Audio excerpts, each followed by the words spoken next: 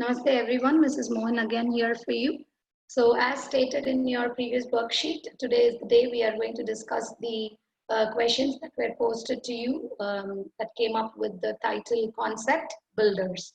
So let's try and discuss at least the first 5 questions for today because the concepts are very deep and I don't want to rush with just putting up everything on to you. So let's move on to the first question. That's using right hand thumb rule, draw the directions of the magnetic fields of the following conductors with currents flowing in the direction shown by the arrow marks, right? So we are going to use concentric circles. You know that around a straight current carrying conductor, the magnetic field is going to be in the form of concentric circles. So let us first do the concentric circles around it. Right now, how is it going to be? Right, when you hold it like this, it moves up and comes out in this direction, right? So it is going to be like this.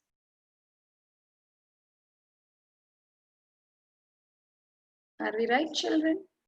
So it's going to be like this, move in and come down. It's going to be like this, right? Above the conductor, it's going to go into the paper, and below the conductor, it's going to come out of the paper. Similarly, if I'm going to draw concentric circles around here, you're going to hold it like this. So it's going to move like this and come out like this and come out. And similarly, the same way in this fashion here, you're going to draw concentric circles. So that means you're going to hold it like this. So you're going to put it like this, right? And in the same fashion, it's going to be concentric circles over here. It's going to go in the anti-clockwise direction, right? It's going to go, clockwise direction, not in the anti-clockwise direction. Because the current is in the downward direction, we are going to have clockwise direction of the magnetic field. Clear with the first line? Because I'm going to clear it and move on to the second line. So you can see we have applied right hand thumb rule in order to show the direction of the magnetic field. Let's come over to the second line. So the current is going ya to aap aise pakdo. Either you hold it like this or you hold it like this. However you hold it. I'm going to put concentric circles around here again. So if you're going to hold it like this or you're going to hold it like this, it's going to come up and down, up and down, up and down like this. It's going to move in the, because you're slightly tilting, right? So it's going to move up and you are going to slightly push it up. So what's going to happen? You're going to hold it like this. It's going to move like this. So that means again up, and down. And again, if it is going to go in the eastern direction here, you're going to hold it like this. So below the wire, it is going to go down, and above the wire, it is going to come up. Now look at what we drew here. If you remember what we drew here, if you have it in your paper, it is like this. It's coming like this. This is how we drew, if you remember, right? We drew it like this. Now look at this first and the seventh one. The current direction has reversed. So obviously you're going to change the direction of the magnetic field, right? So how are you going to put it? It's going to come up, right? So you're going to put it like this, aren't you, children? So look at 1 and 7. Doesn't the magnetic field line show a different direction? That means when you have changed the direction of the current, the magnetic field has also reversed its direction. Now again, we are going to make a slight tilt of this in the 8th figure. So you're going to hold it like this. So it's going to be like this. It's the same direction, slightly tilted concentric circles. 5 to 8 clear, 5, 6, 7 and 8. Now let's move up and I'm going to clear it off. Pause the video and have a look at it once. I'm going to clear and move up to 9, 10, 11 and 12. So we are going to do the same thing over here now. 9, question number 9, you're going to hold it up. So if I'm going to put concentric circles, that means you're going to move in the anti-clockwise direction. So it's going to be like this. You're moving anti-clockwise. And this is straight up, obviously anti-clockwise. We already did it when we did right hand thumb rule, when the current is moving in the upward direction. Anti-clockwise, inner circle maybe dal lo, anti-clockwise direction. Now if I'm going to do this here, Same thing, anti-clockwise, only thing is it is slightly tilted. So it's going to be up and down here, up and down here, up and down here, anti-clockwise direction. The same way here also, if I'm going to draw concentric circles, bear with my circles, right? I'm doing it on the board with my fingers, so it's a slightly difficult task for me. So again, it's going to be, you're going to hold it like this. So it's going to be anti-clockwise. Hope you got this straight. Simply we have applied right hand thumb rule. Clear, children? Pause it again and have a look at it clearly. Now we move on to the last two. It's a loop. So how are we going to draw it, children? We are going to look at each part of it. Now if you look at the first loop on the right hand side, the current is moving in the upward direction. That means if you are going to draw concentric circles over here and concentric circles over here, on the right hand side you are going to have anti-clockwise magnetic field, while on the left hand side it is going to be in the downward direction, so it is going to be clockwise field. Now look at the interior portion of the loop. I think we discussed this when we looked at the circular coil. Go back to that video and watch it once again. Within the loop they will always be in the same direction. Look at the figure, children.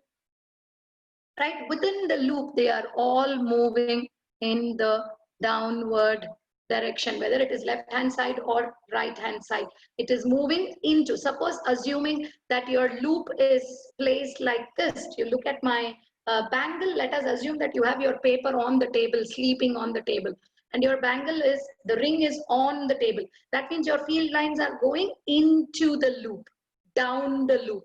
So what is going to happen when the direction of the current is going to reverse? So let me undo this and come to this. If I'm going to draw concentric circles over here, and if I'm going to draw concentric circles over here, on the right hand side now I'm going to have clockwise field, while on the left hand side I'm going to have anti-clockwise field. Correct? But again, if you look at the interior of the loop, all the field lines are moving in the upward direction. Is that clear? So you get the difference between the previous one and the, maybe you can take a screenshot of the previous one and the next one, merge it closer, make a collage and see how it looks. You can see that when the current direction changes, the direction of the magnetic field also reverses. Is that clear, children? So this is about applying right hand thumb rule. Let's move on to the next question. Now let's discuss all the questions that are going to use right hand thumb rule. Right, let's come to question number 4. The remaining we will discuss in another video. Question number 4, let me start to draw concentric circles around this and concentric circles around this. Right? And concentric circles around this, because they are straight conductors, concentric circles around this. Look at the left hand figure. Both the currents are flowing in the upward direction. That means with respect to both the current carrying conductors, it is going to be in the anti-clockwise direction. So it's going to be anti-clockwise. It's going to be anti-clockwise.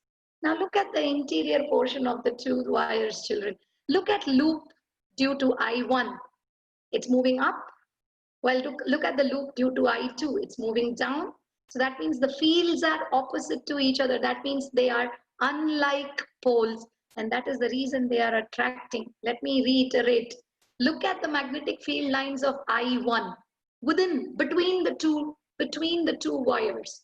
One is moving up while the other is moving down. That means they are two opposing fields. And opposing fields, they are opposing poles. That means they are unlike poles.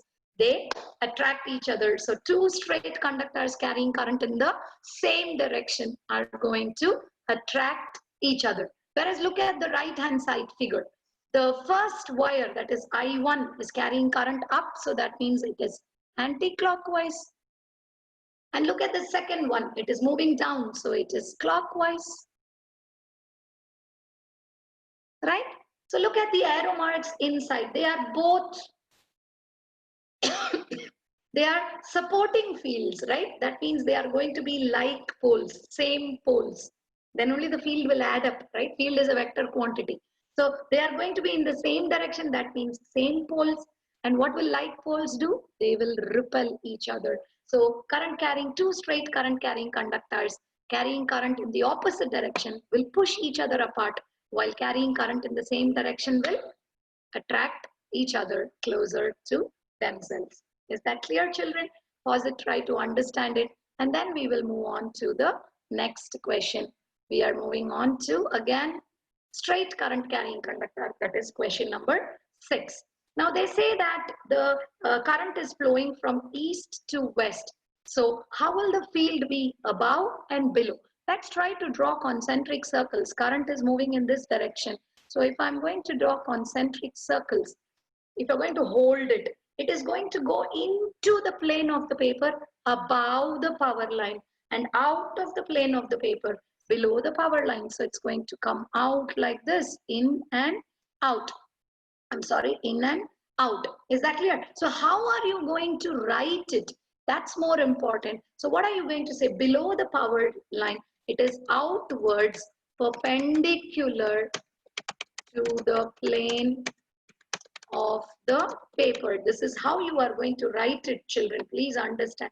You are going to say outwards, perpendicular to the plane of the paper. Whereas what are you going to write for above the power line? It will be inwards, because it is going in. Look at your finger. It is going in. Inwards, perpendicular to the plane of the paper. This is very important. If you do not write perpendicular to the plane of the paper, children, you are going to go wrong, because it is going into the paper. That means आपका paper ऐसा है तो वो pierce कर रहा है paper को. So perpendicular to the plane of the paper and into the paper, perpendicular to the plane of the paper and out of the paper. Correct? So that's question number 6. And let's look at question number 7 now.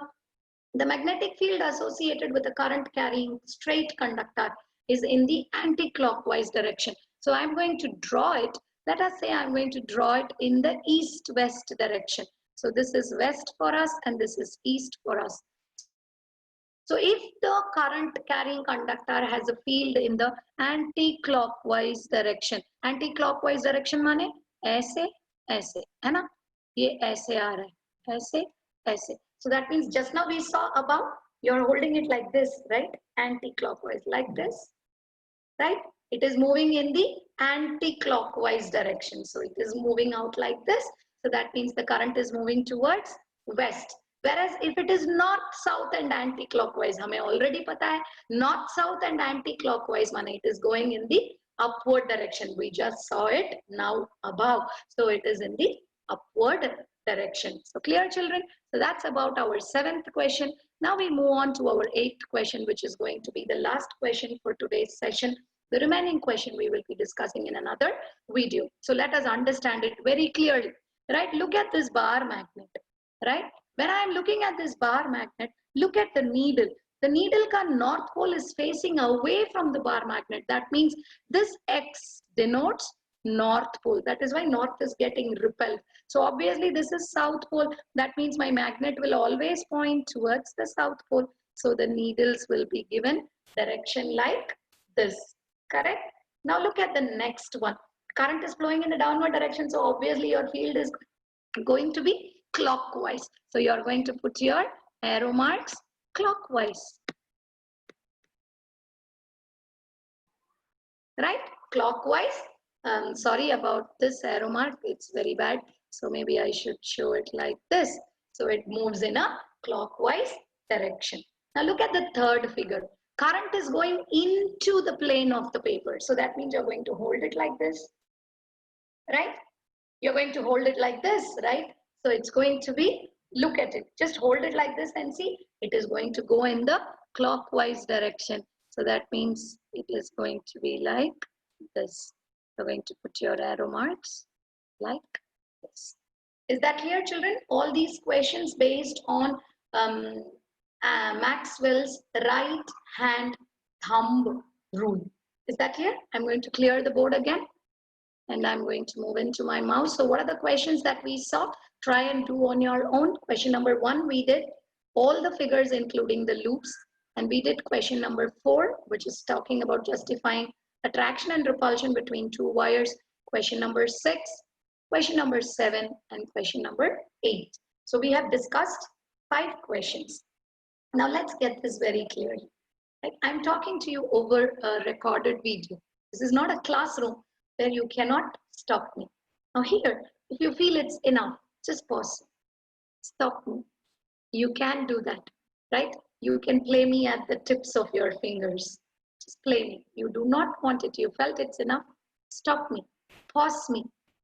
Try to absorb what I have said. Try to assimilate it. Try to digest it before you will move on to the next part of the lecture. Pause. You can see one lecture in parts and parcels, provided you are going to have a continuity when you are going to watch the next video. Is that clear? All efforts are being made only to make sure that you are going to understand it very well. Hope you understand this concept. 5 questions based on right hand thumb rule. Make sure that it is very clear to you. And then in the next video, I will talk about the left hand rule, Fleming's left hand rule, and we will discuss the answers. Hope by then you will be very clear with the concept of right hand rule. Till then, stay safe and keep studying.